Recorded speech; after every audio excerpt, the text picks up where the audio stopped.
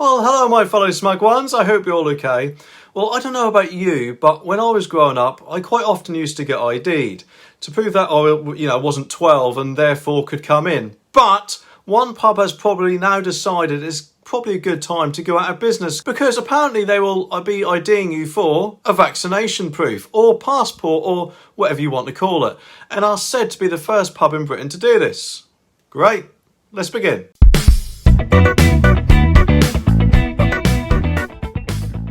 Okay, just to let you know, I don't actually have a dedicated upload schedule, so the best way to see my videos as soon as I put them online is by clicking that subscribe button and notification bell.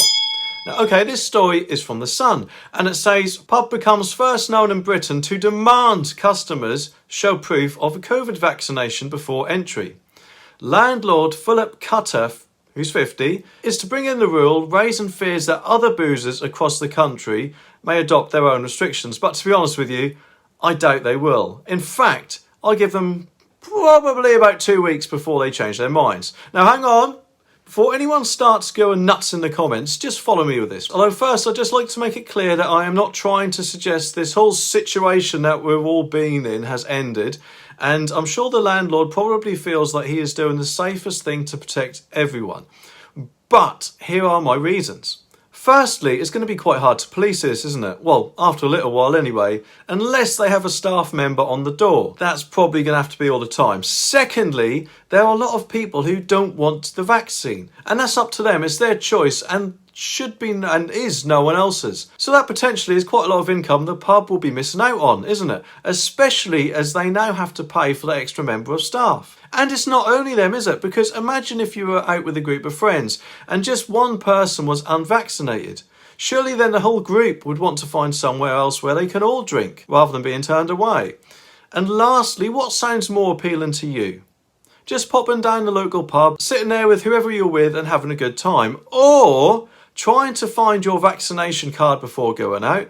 Although I suppose you could always download the app and show them there, but surely that's just an extra barrier or something that you must remember, isn't it?